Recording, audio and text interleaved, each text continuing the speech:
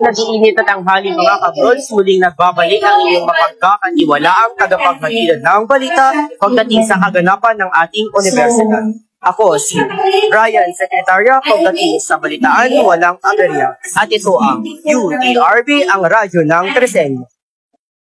Ginanap sa Cavite State University Tres Martires City Campus ang isang pre-employment orientation seminar o career fair na pinangungunahan ng mga partner companies na tulad ng Ilorica, Outfound Weber ngayong uling araw ng Abril.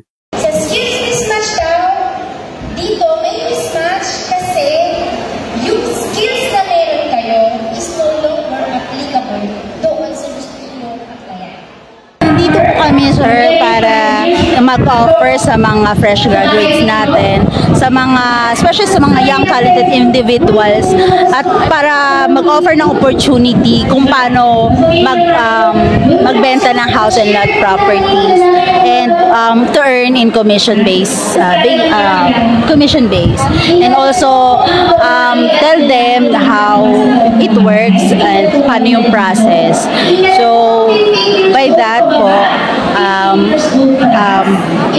kapag winwork out nila, sir, yung ganitong work is talagang mag-change yung life nila. So we are here to help them yung ganong opportunities. Ang mga kumpanyang ito ay isa sa mga nagbibigay oportunidad sa mga graduating students sa bawat universidad dito sa Pilipinas. Kaya naman, dinagsa ng mga estudyante ang mga employer na galing sa iba't ibang partner companies upang magpasa ng application resume, nagbabaka sakaling isa sila sa mapili at mabigyan ng pagkakataon na maipamalas ang kanilang natatanging kakayahan pagdating sa work field. Gamit namin sa pag-apply namin sa mga trabaho, syempre graduating na rin kami. Mas marami kami matututunan lalo sa mga company na pupunta rito.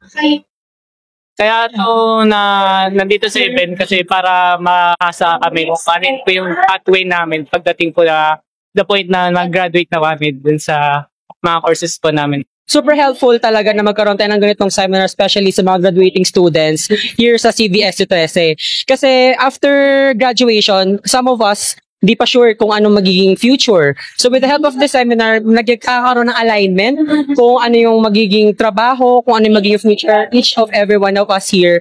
And with the help of those speakers na meron tayo today, nagkakaroon kami ng knowledge and nagkakaroon din kami ng inspiration to pursue what our degrees is. Muli po si Brian, Sekretarya pagdating sa balitaan walang aberya. At ito ang UTRB, ang radyo ng Tresenyo. Laging tandaan, tune in and see where voices rise and minds roam free. See you mga kabrods.